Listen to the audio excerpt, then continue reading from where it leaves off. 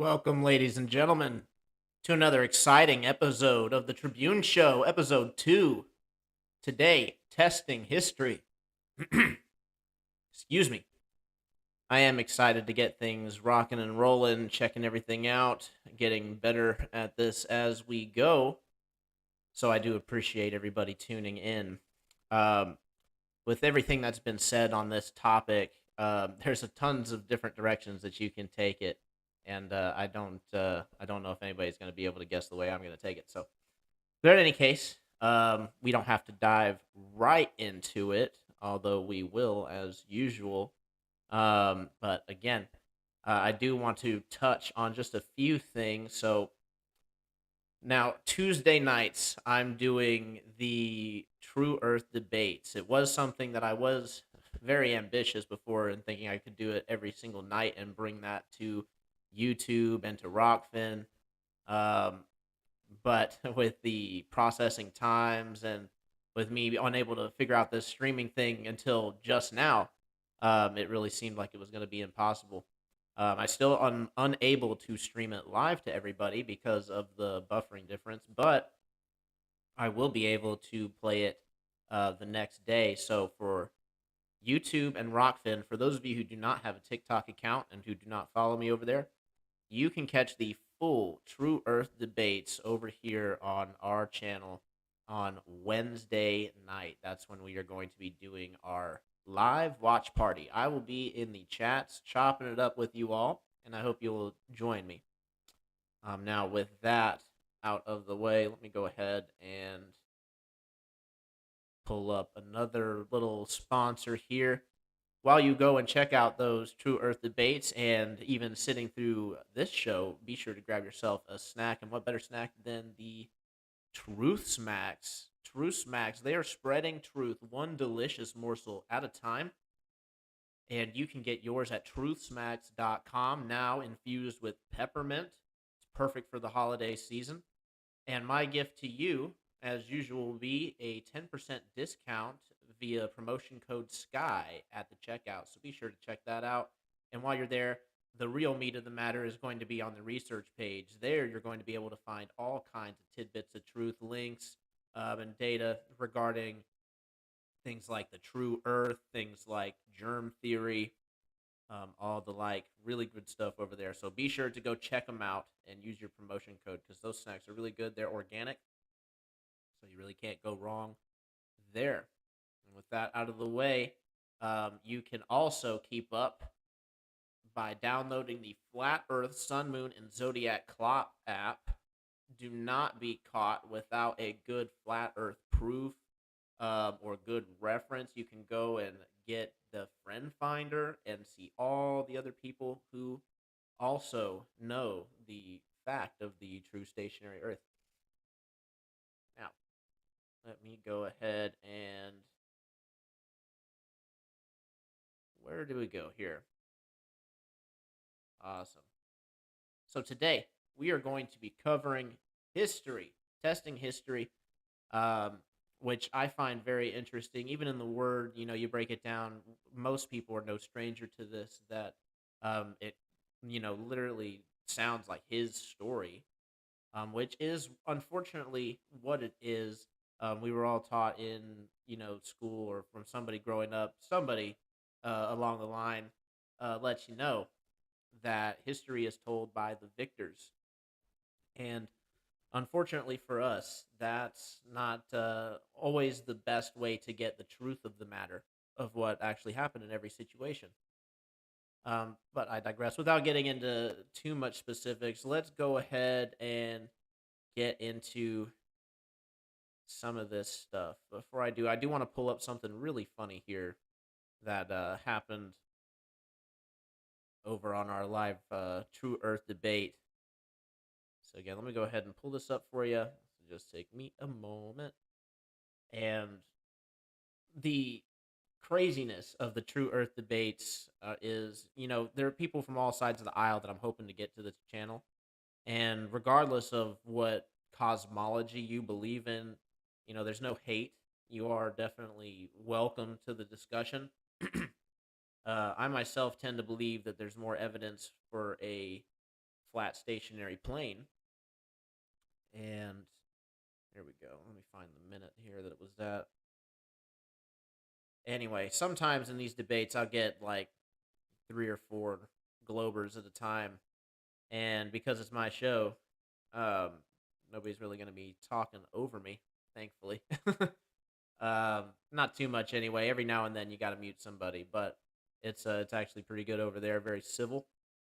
But here we had somebody that was just really, really funny to me. So I'm going to play, hopefully this is close to it. I thought it was right around here, so give me 1 second.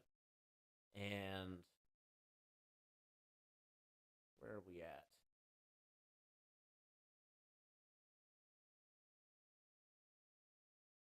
Where are we at? Okay. Boom. There we are. All right, let's go ahead and play this. And, go ahead and mention in the comments, some of the things that you find funny about this exchange here.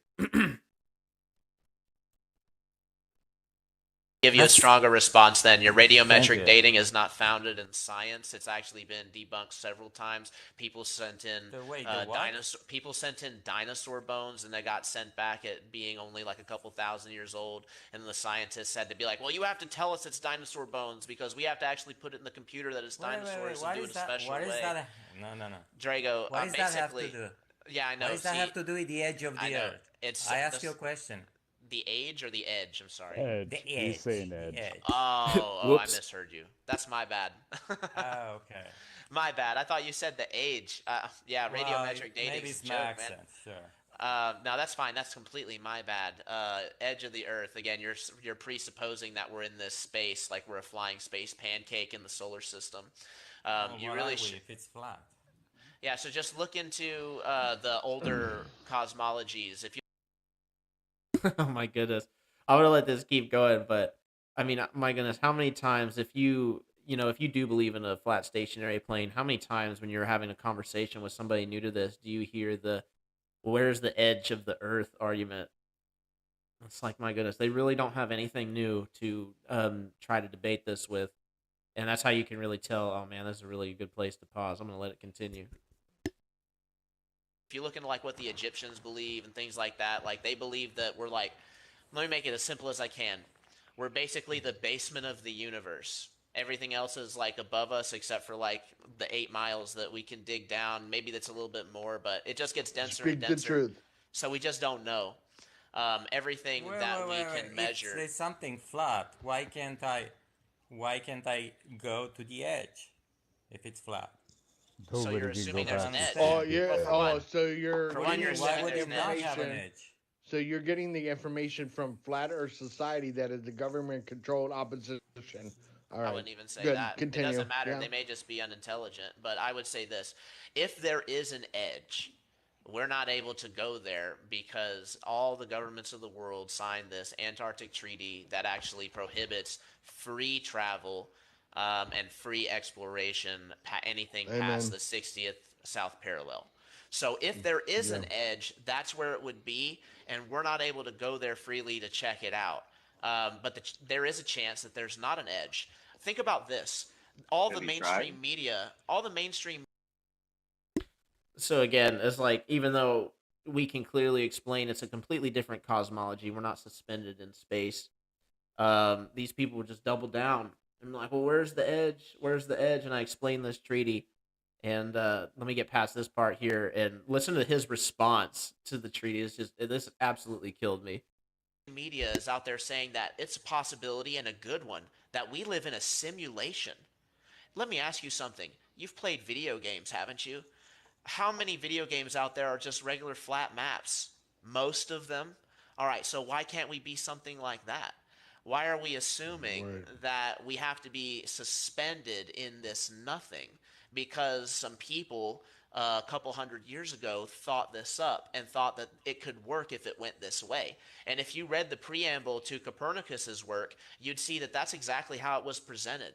They're like, look, we know that there's no way to 100% prove any of this stuff when it comes to cosmology, but let's just present this model as a alternative. And the reason why it was an alternative is because everybody else already believed that the Earth was flat. Mm-hmm. So do you believe life's a Interesting. Well said. simulation? It's possible, I suppose, but there's not really a whole lot of evidence for it. If it is a simulation, The Oil. evidence? gotta find it here. The They good want you to question explore is, for the oil, if not the the... if the Antarctic Treaty was broken, right? If we So many ways and have Oh, man. so many crazy explanations for maybe possible, could be this, that. So- You go back in the past from what other like people from the past believed, just Nice because assertion. there was no science. No, it's No, not there is nice science. assertion. There actually But was you don't science. have no. No, so you're That's just a saying- very weak. That's a very weak point to tell me that government signed a treaty that they don't want you to go So to they the did. edge of the earth. Are you That's the refuting that? stupidest Are you answer. refuting the Antarctic Treaty right now? Absolutely. What the heck is this guy thinking? Oh my goodness. Yeah, he didn't even try to have a good debate there. That or he really just didn't know. And I tend to think that a lot of these people don't actually know their own model or the thing that they actually have to believe in. And I always tell people when we get into the Antarctic subject that if it's sketchy and it seems weird, we agree with you, and that's one of the reasons why we tend to lean towards the flat stationary plane model of the universe. So, and I just thought that was hilarious. Some of the stuff that you run into, you really don't know what you're going to find over there. So if you're into entertainment or if you're into good debates, because sometimes we do get them over there. You never know, right? It's like playing the lottery. So you got to go ahead and tune in. The best place to is on TikTok. And if you can't find it over there, then of course you can find it over on the YouTube and the Rokfin. But with that out of the way, let's go ahead and get into some history, because that's what everybody is here to see. So while I actually do have the TikTok still pulled up, let me go ahead and pull up this other thing that we had, because this I actually saw this earlier. I've added it to my saved, and this channel usually pumps out some pretty good information, and so I do want to go ahead and give them a shout out. They're called Museum of Tarot.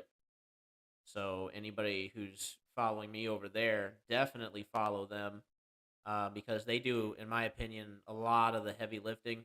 They find a lot of source material to pull from, and then people can draw their own conclusions on what they want to believe, which is really all we can ask of anybody, right? Obviously we're not all going to agree on everything, and that's absolutely fine. But we should at least have the information to go on. So let me go ahead and pull this up, and here we go. It's probably going to play immediately, so let me pause this because I know the video is not pulled up. Oops. All right. There we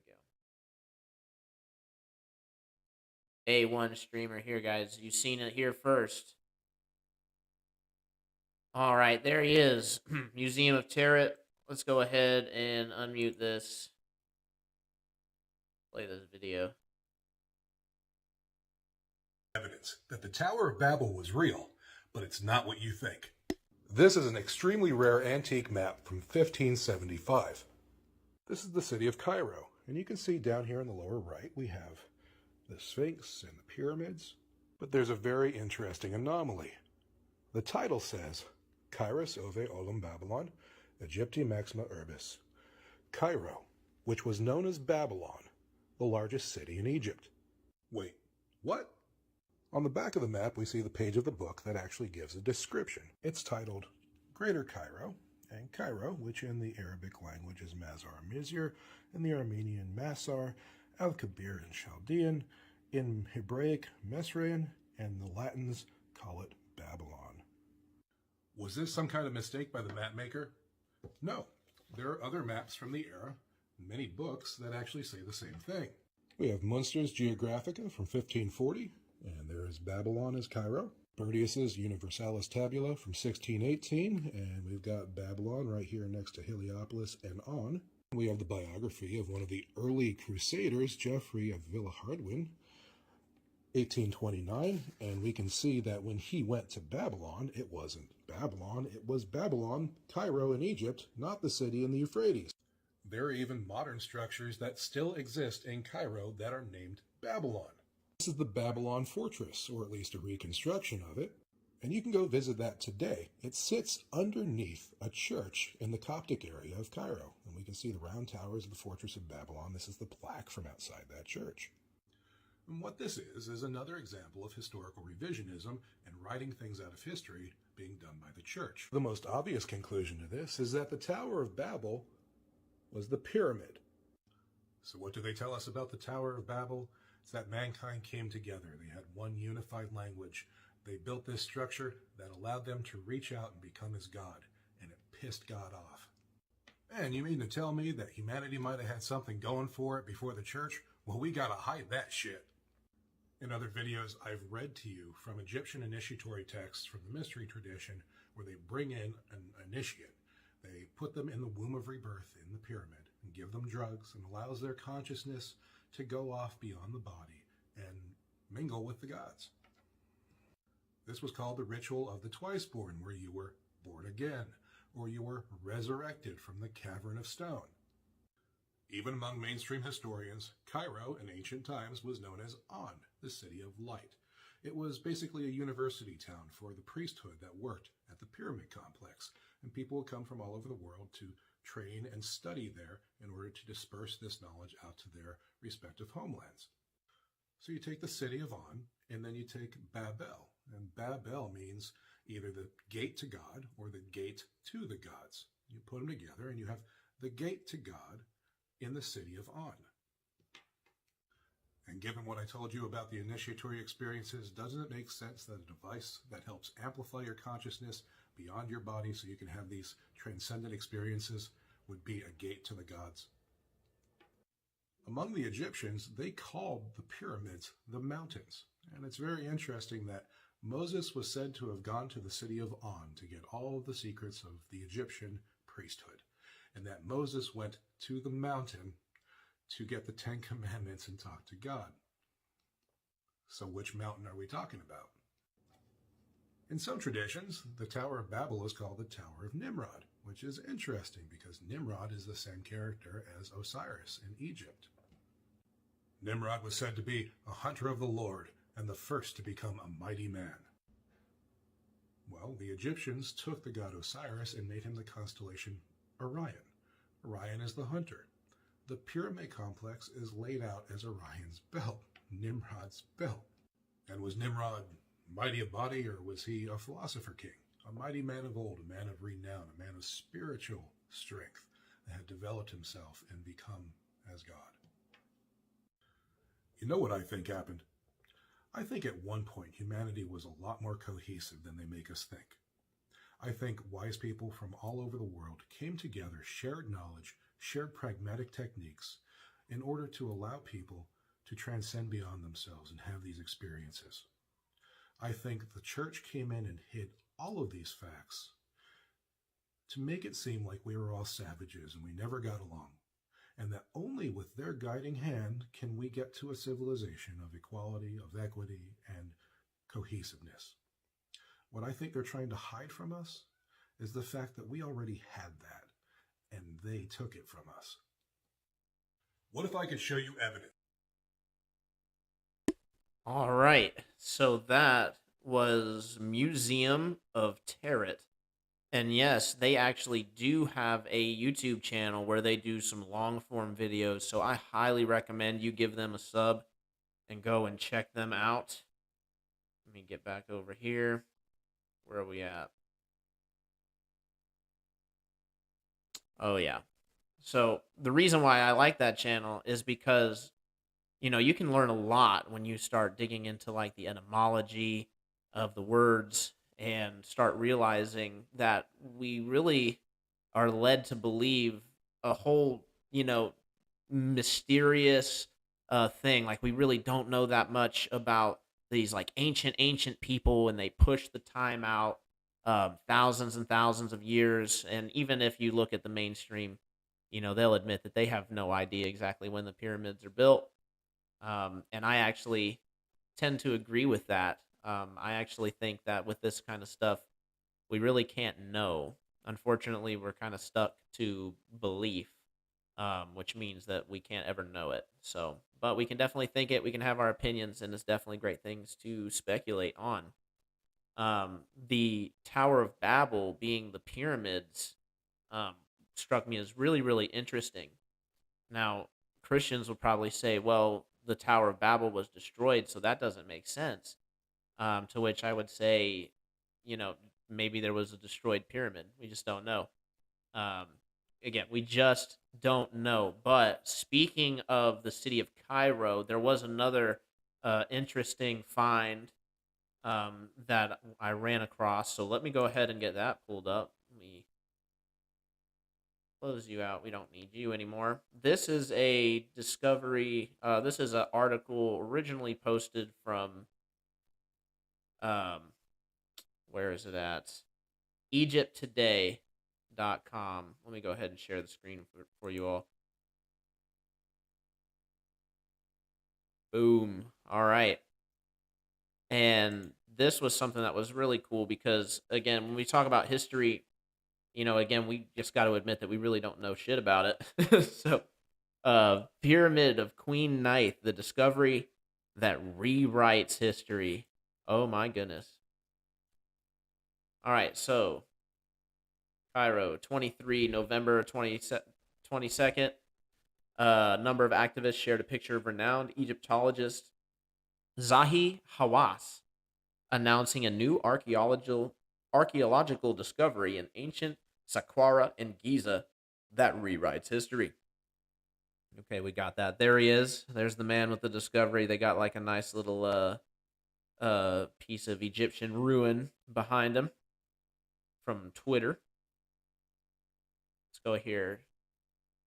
They discovered it goes on to tell you that they discover a pyramid of unknown Egyptian queen and a cache of 300 coffins and more than 100 mummies just 20 miles south of Cairo. So this is really close to the city of Babylon, if you want to believe that.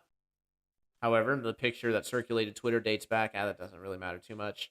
It's starting to get popular again because of the release of the announcement, as the name of the article suggests. Before, they didn't know who the queen was, and now they've believed that they have narrowed it down to Queen Ninth. I'm assuming based off of hieroglyphics that only special people can read. But hey, we'll just have to take them at their word, right? Added that the pyramid of Queen Ninth was discovered in 2010, but without announcing the queen's name. The king said he had a relationship with 3 women, who was his mother and his 2 wives. Why would he have a relationship with his mother? What the heck? That's probably not what that meant. Oh well. The discovery, if it is what that meant, right? The discovery of the temple revealed the longest obelisk found so far. Okay, so that's pretty cool. Oh, okay. It's going to highlight the whole thing. Oh well. Revealed the longest obelisk found so far. And it has the inscription in the name of Queen Ninth, the daughter of the ancient Egyptian deity Keb. It changes the history of the 6th dynasty because Ebot is the first wife of the king, and her pyramid is the smallest among the other two pyramids. So I'm guessing they're just like, oh, there's a whole nother, that's, now I'm looking into it. Really doesn't seem that interesting. But that's kind of the point of a lot of this stuff too, is to kind of just keep us in this cycle of, oh, we are making progress, but not really. So keep sending us money so we can keep funding it to the archaeologists. Just my opinion.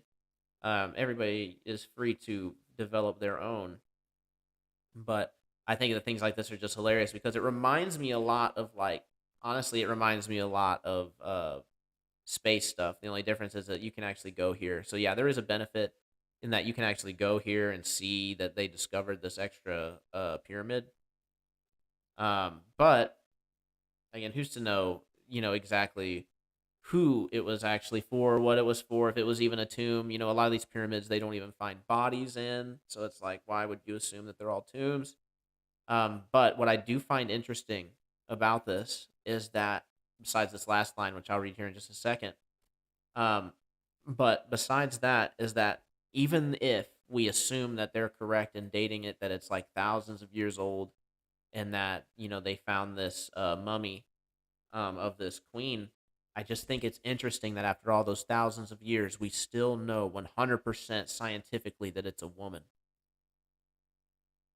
Like we, like we have absolutely no problem determining that. So I'm really not sure what the Democratic side of the political aisle's problem is. But I digress. So we get on here to this last line, which they kind of just throw in. Now, man, mind you, this is an Egypt Today article. So, you know, who knows why they go ahead and add this in, but they do add in, we are rewriting the history of the Sixth Dynasty. Every king is Horus on earth, and when he dies, he is Ra, the sun god, stated Hawass. So this is the guy who actually made the discovery, and he just leaves us this cryptic message about who the kings were, which I find interesting. Anyway, so feel free to do with that article as you will. There's also another version of it published in Live Science, but again, it just goes to show you, like, we really don't know stuff like we think we do. And there's actually a huge expanse of land over out in Siberia, out in Russia, because it's just so cold. It's really hard to explore. That's just like unexplored, untapped, supposedly. So who knows what kinds of stuff you could find under the frozen waste there. Kind of reminds me of Antarctica. Okay, so let's go ahead and move on. Let me check something out here. All right. I still wanted to talk a little bit about Egypt because that's one of the things that's like really, really interesting to me. Now, although, and I can't remember his name, but although Museum of Territ, they do believe that there was that there was a cohesiveness to mankind. Nowhere does he say that we're all one world civilization. And so that's not what I want to give y'all the impression of. That's something that I believe in. I don't really believe in that. I think that maybe there was more cooperation for sure, but I definitely do not see one power having control of the whole world since the very beginning. It just doesn't make a whole lot of sense to me. What makes more sense is that all these smaller powers developed over time. So I just think, again, that that's something that's really important to note. With all this Tartaria stuff going on, and there are literally people saying that all of the buildings are melted. Sorry, all of the mountains are melted buildings, and that we just stand on structures of ancient ruins constantly. And although there may be some truth to that, the generalizations just really throw people off the wagon. So I really don't know why they hang on to that so much. But I do think that there is old architecture that maybe we take credit for that we didn't do. Not going to name anything too specific, but I will show something else that I found. So let me go ahead and see if I can pull it back up.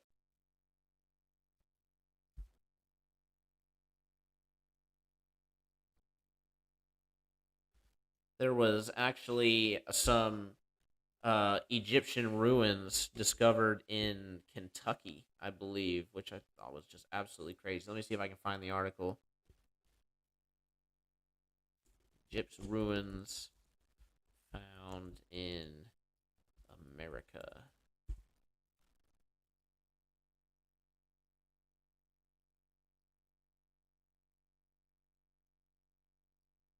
Oh, right off the top, we see that they found Egyptian ruins in the Grand Canyon in April 5th, 1909 edition of the Arizona Gazette. contained an article detailing the discovery of an underground citadel in the Grand Canyon by G.E. Kincaid. Wow, what a nice little find. I'm actually going to share that. That's cool. That is cool. So even in the mainstream, we admit we're finding Egyptian shit over here. What's up with that? It seems that they really did travel around. Of course, there are theories circulating that Egypt is really just the remnants of the people who escaped Atlantis, which is a whole nother rabbit hole. I'm not even going to get into that today because that's just a whole lot. Egyptian presence in ancient America, geosites, lost civilization in the Grand Canyons. No, they're doing just the one. There was another one. Let me go back to... This is what we got to do, right? This is the process. So we'll go ahead and pull this back up so you can look at this pyramid being constructed, which is another thing that's really funny. People will go around and say that we have no idea how the pyramids are constructed. And it's like, what are you talking about? We're literally constructing them. But I digress. Let's go ahead and see if I can get this pulled up for you guys.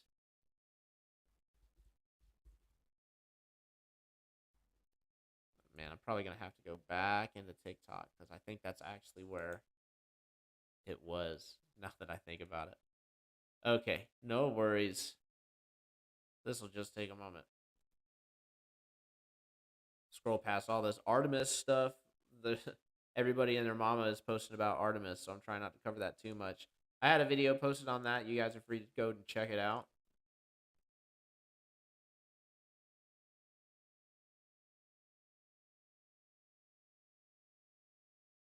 Oh, that's the guide stones. I'm not looking for that one. Egyptian matrix, not that one. Jedi. That's a really interesting word. If you can look up the meaning of Jedi, you'll open up a lot as far as like the mystery of why some words are used. And that one's a really good one too. Was it this one? I think it was.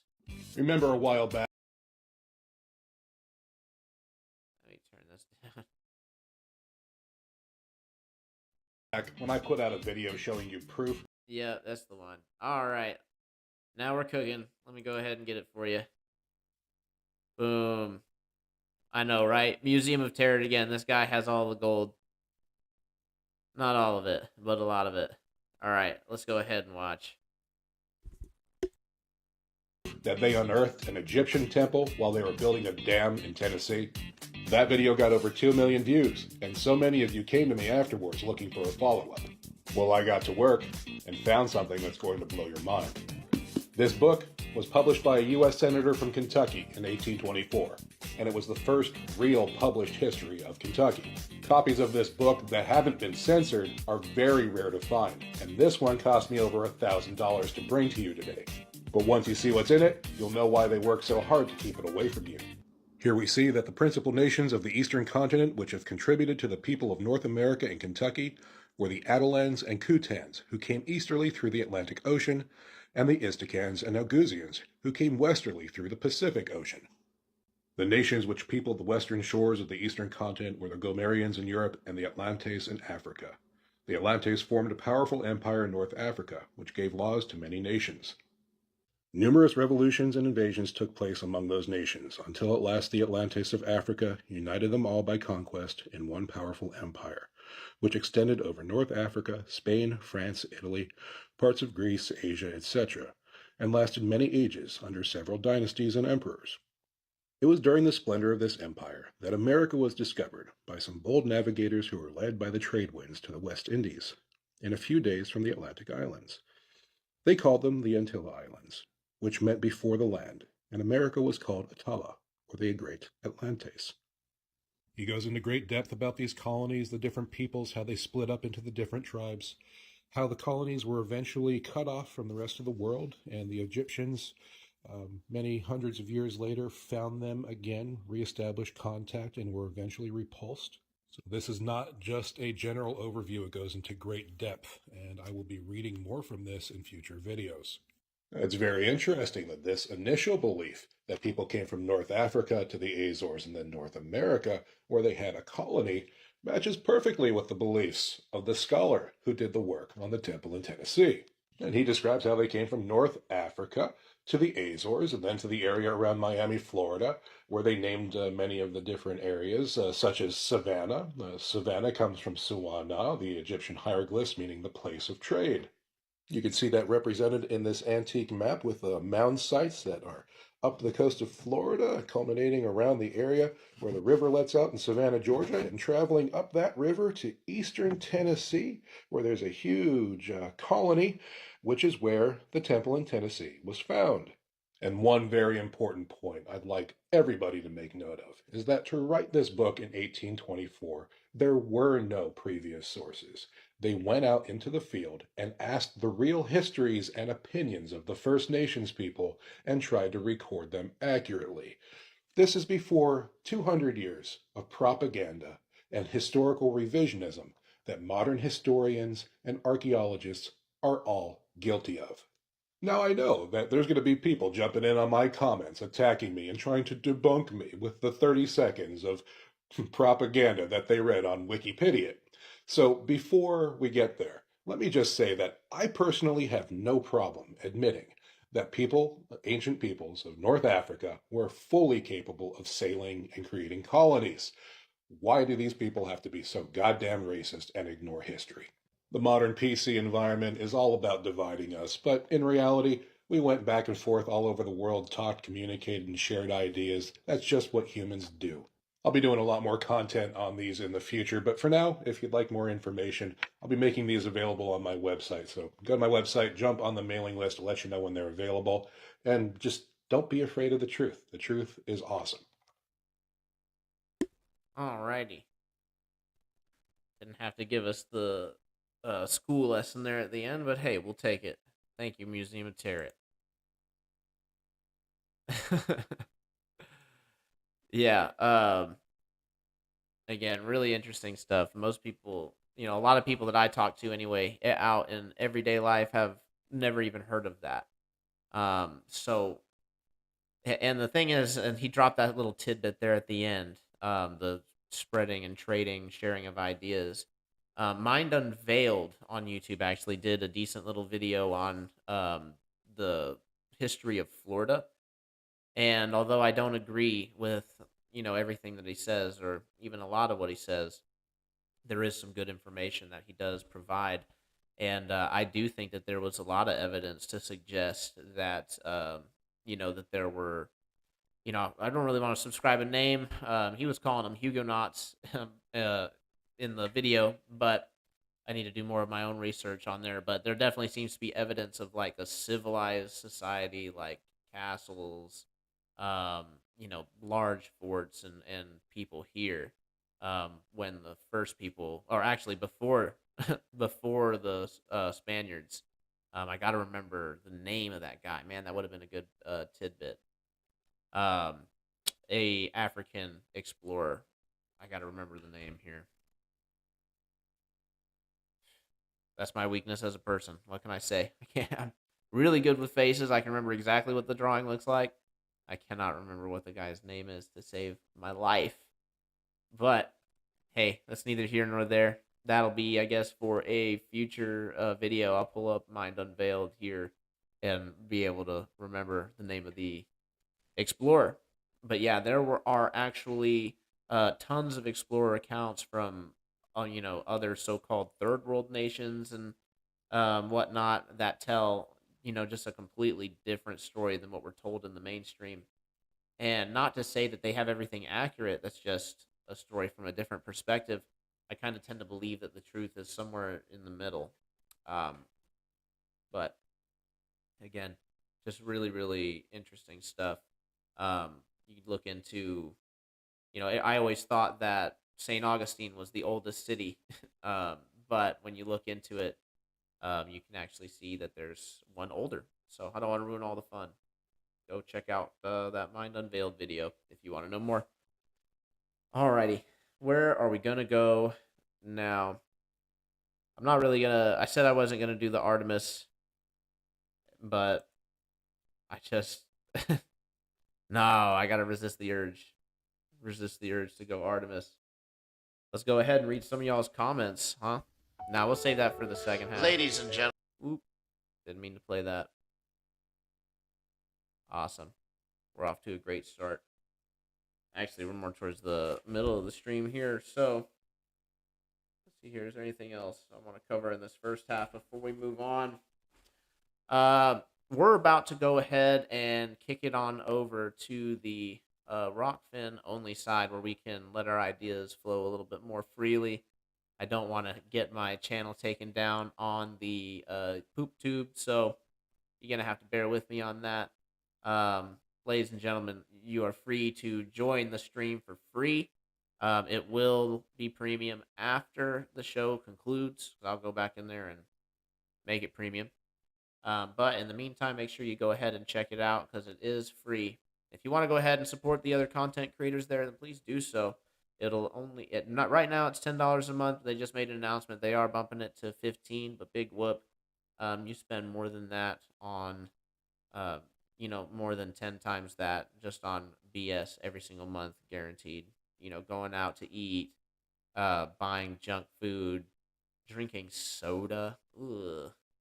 If you're still drinking soda, I just, you got to cut that. Definitely got to cut that. All right. So, with that being said, let me go ahead and move this on over. I do appreciate you all joining me, everybody over at YouTube.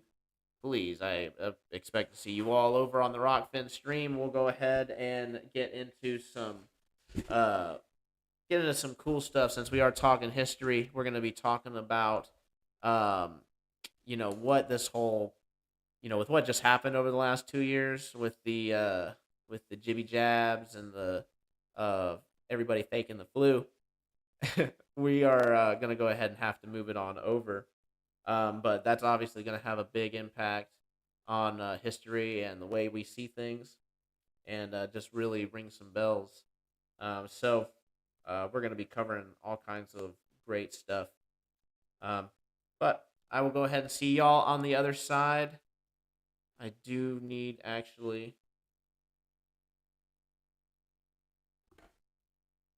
link to the Rokfin. Got it. Guys, give me 1 second. I have my moderator texting me so that they can help me jump all this stuff, but I'll get better at this as we go. Rokfin, please. I do. Rokfin.com. Oh, it's not going to let you click it in the chat, though. Listen, if you just go ROKFIN, Rokfin.com, and then you search me, Troubling Tribune, you will find me. You will see that we are live right now. It's just one extra step, but I promise you can get it done. I believe in you. I believe in your ability to use your thumbs. And so I will see you over there. That's Rokfin with a K. Rokfin.com, Troubling Tribune. And I will see you on the other side. But before I do want to leave y'all with some music. Because that's just the polite thing to do. Of course, now everything wants to be super duper slow for me, so I have to go ahead and just wing it. Oh, excuse me. Alrighty. Let's do Neon Underworld. That sounds cool. You guys are going to love this. Alright. And I will see y'all on the other side here in just a few moments. I'm going to go ahead and step out, have myself a little break, and I'll see y'all in just a few. Until then.